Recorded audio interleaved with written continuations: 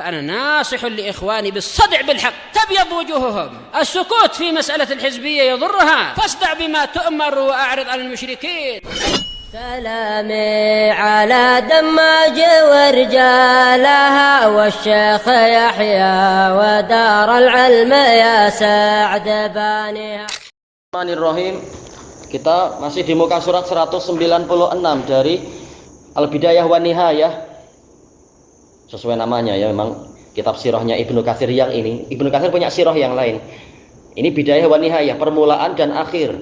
Karena memang membahas permulaan penciptaan dan membahas sampai ke orang masuk surga, orang masuk neraka dan sebagainya. Sesuai data yang beliau miliki. Tayyib. Wa qad rawahul Hafidz Abu Ya'la Al-Mausili fi Musnadih min hadits Amiril Mukminin Umar bin Al-Khattab radhiyallahu anhu faqala haddatsana Al-Haris bin Miskin Al-Misri. Ini sanadnya bagus zahirnya. Iya betul. Ini semuanya siqat.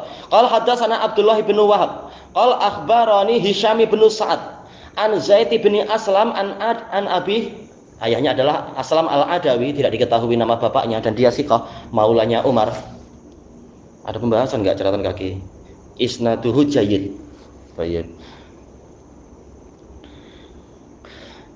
Anin Nabiyyi sallallahu alaihi wasallam qala Musa alaihi salam ya Rabbi arina Adam. Ini berarti apa? Masih pembicaraan masalah perdebatan antara Adam dan Musa. Ini berarti sahabat yang keempat berdasarkan riwayat-riwayat yang datang. Akhirnya kita mendapatkan 4 sahabat kalau sekarang. Wahai Rabbku, perlihatkan kepada kami Adam, alladzi akhrajana wa nafsahu minal jannah, yang mana dia mengeluarkan kami dan mengeluarkan dirinya sendiri dari surga. Memang lebih dekat kepada apa? Makna surga adalah surga yang ma'ruf, yaitu surga yang di langit. Ma'ruf di kalangan para nabi, surga itu yang mana? Fa'arahu Adam alaihi salam, maka Allah memperlihatkan kepadanya Adam alaihi salam. Faqal anta Adam, maka apa? Nabi Musa bertanya kepada datuk moyangnya itu, "Tayyib, engkau Adam?" Faqala lahu Adam, "Na'am."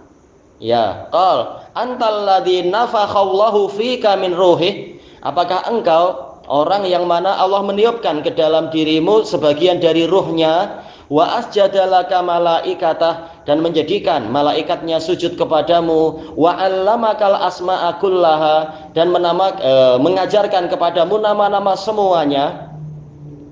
Qala na'am, ya. Qal fama hamalaka ala an akhrajtana wa nafsaka minal jannah, lalu apa yang menyebabkan engkau mengeluarkan kami dan dirimu dari surga? Wah, ini pertanyaan keras. Tayyib. Faqala lahu Adam, man anta? Adam tanya, engkau siapa? Qal ana Musa.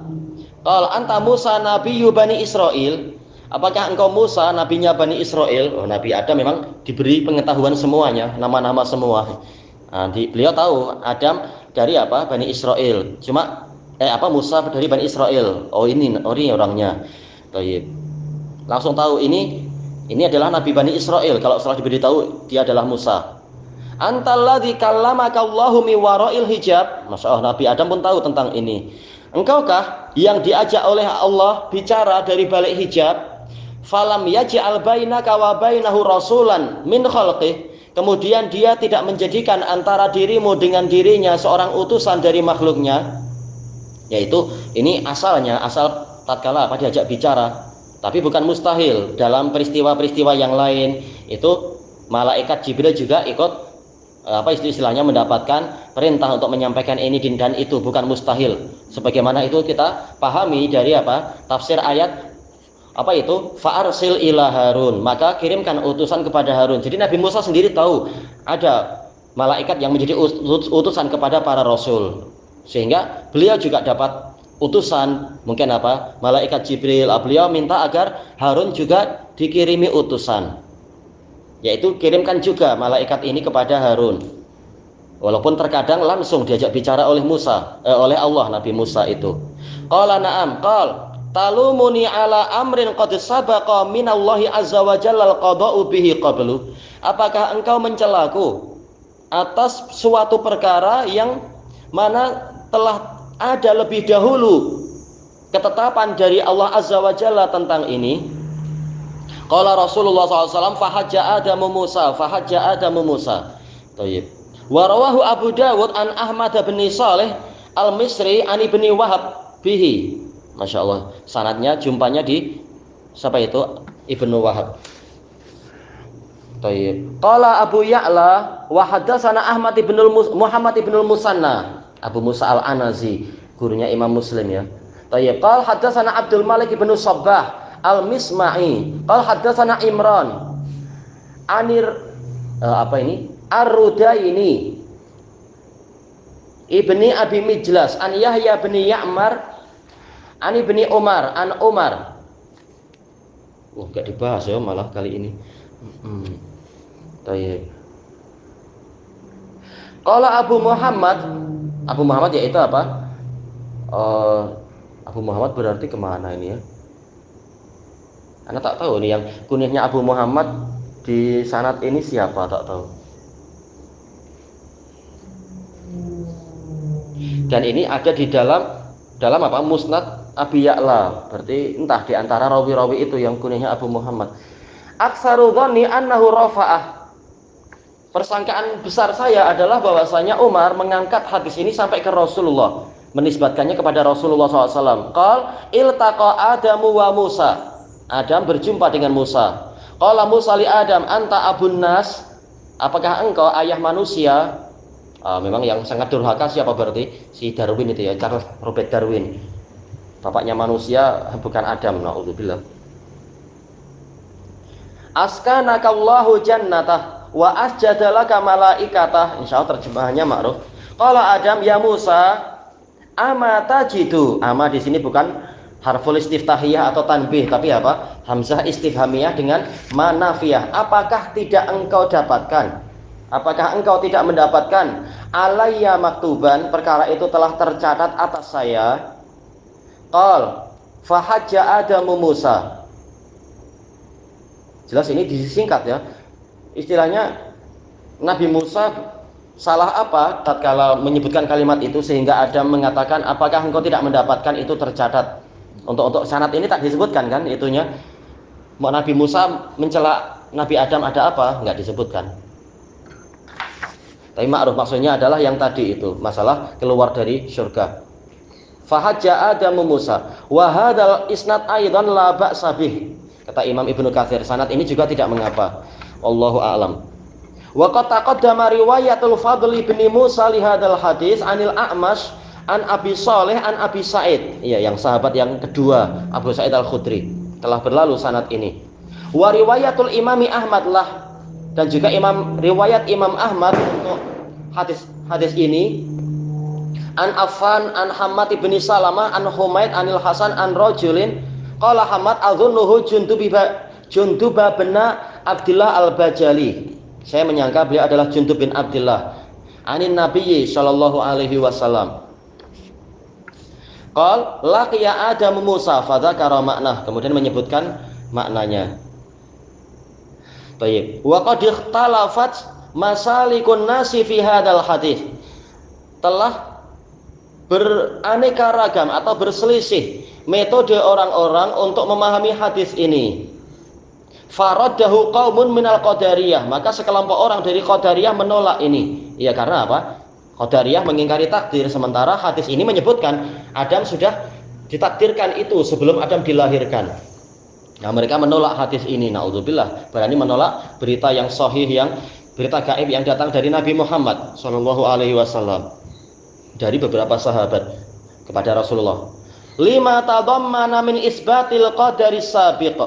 Karena hadis ini mengandungi ditetapkannya takdir yang terdahulu. Wahtajja bihi qaumun minal jabriyah. Sekelompok orang dari Jabriyah berdalilkan dengan itu. Tapi untuk mendukung kebatilan mereka, maksiat-maksiat pun dikatakan ini takdir Allah, tak boleh mencela.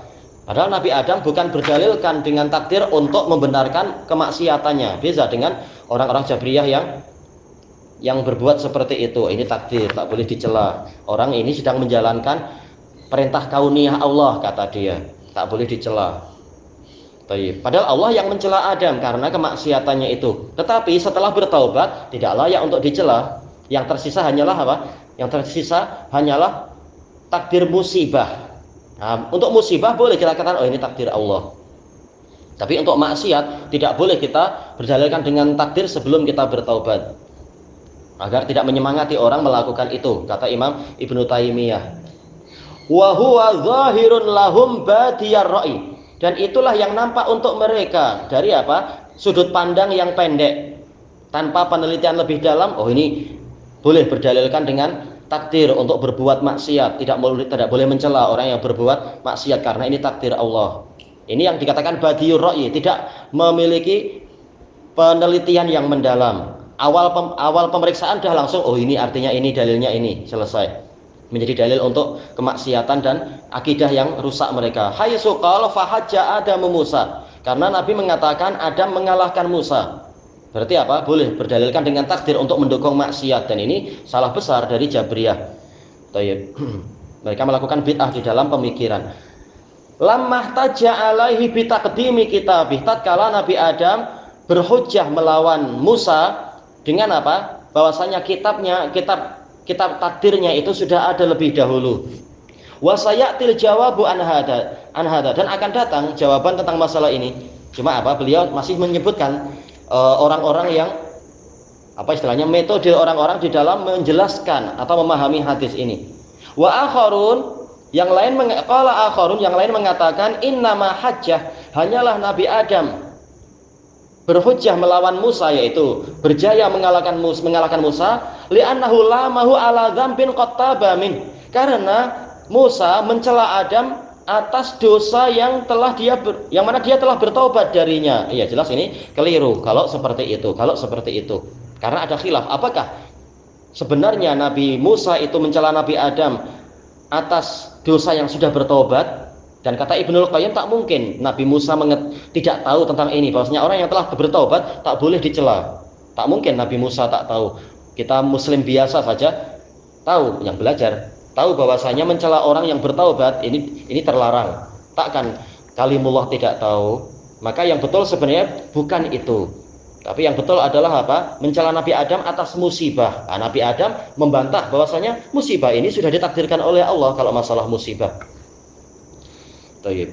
Wa taibu minadz-dzambi kaman la dzambalah. Sementara orang yang bertaubat dari dosa, dia seperti orang yang tidak berdosa, ya. Hadis muttafaqun alaih dari Aisyah, dari Rasulullah SAW. Tayyib. Waqil, ada yang mengatakan pendapat yang lain, innama hajjah, hanyalah Adam itu mengalahkan Musa li'annahu akbaru minhu wa aqdam. Ya, ada yang mengatakan begitu. Disebutkan Syekhul Islam dan juga disebutkan Ibnul Qayyim, tapi mengatakan pendapat ini tak kuat. Nabi Adam mengalahkan Musa karena dia yang lebih tua dan lebih dahulu ada, dan adab anak harus mengalah. Disebutkan gitu. Bukan begitu cara berhujahnya tentunya. Bukan semata-mata senior wajib menang, junior wajib kalah, bukan itu. Tapi apa? Memang hujahnya Nabi Adam kuat. Waqil, ada yang mengatakan li'annahu abuh, karena dia adalah ayahnya. Tak layak anak itu membantah orang tua. Bukan itu yang betul. Pembahasannya bukan masalah itu. Waqil, ada yang mengatakan li'annahu ma fi syari'ataini mutaghayyiratain. Ada yang mengatakan Adam mengalahkan Musa karena syariat lain-lain. Untuk syariatmu seperti ini tak boleh, untuk syariat saya tak boleh juga kan? Kalau tak, kenapa Allah mengatakan Adam itu durhaka? Jelas pendapat ini tetap tak kuat. Walaupun syariat lain-lain, tetapi apa? Tetap di dalam dua syariat, perbuatan Nabi Adam adalah apa? Memang keliru. Allah mencela, mengatakan itu apa? Kemaksiatan. Waqil, ada yang mengatakan li'annahu ma fi daril barzakh wa qad inqata'at taklifu fi ma yaz'umun. Ada yang mengatakan mereka berdua ada di alam barzakh, di alam kubur, sementara beban syariat telah terputus menurut persangkaan mereka. Baik. Dan ini juga apa? Pendapat yang tidak seberapa kuat. Memang beban syariat secara umum, bukan secara total, tapi secara umum itu telah terputus. Tetapi bukan ini masalah bahwasanya Adam menang, bukan karena masalah kita sudah di alam kubur tak boleh saling mencela, bukan itu. Kenapa dikatakan secara umum beban syariat telah terputus? Nah, ini telah dibahas oleh Ibnul Qayyim di dalam kitab beliau Madarijus Salikin. Bahwasanya secara umum memang telah terputus, namun di alam kubur ada suatu pembebanan, yaitu apa? Menjawab 4 pertanyaan itu. Man rabbuk wa ma dinuk wa man huwallazi ursila ilaik, man nabiyyuk. Kalau mampu menjawab ini, ada pertanyaan yang keempat, wa ma ilmuk, apa ilmumu, atau wa ma amaluk, apa amalanmu. Jawabannya qara'tul Quran. Nah, ini termasuk apa? Beban syariat sebenarnya, tapi dengan pola yang lain, menjawab 4 ujian itu. Nanti di padang mahsyar ada beban yang lainnya. Ya ma'ruf, banyak pertanyaan ini dan itu, menyampaikan hujah ini itu, berdebat barangkali. Nah, ini juga ada semacam pembebanan istilahnya. Nah, nanti di masuk surga, kata beliau, walaupun bukan menjadi beban, tetapi ini menjadi kebahagiaan mereka, mendapatkan ilham untuk senantiasa bertasbih dan bertahmid, sebagaimana mereka mendapatkan ilham untuk bernafas. Jadi yang namanya ibadah akan senantiasa ada, kata Ibnul Qayyim, tapi polanya lain-lain. Ini untuk menjelaskan tentang kalimat beban syariat telah terputus di alam kubur. Iya, secara umum begitu, tapi ada ibadah yang polanya lain. Kemudian untuk masalah tahqiqnya, penelitiannya dibahas besok insyaallah, wallahu a'lam.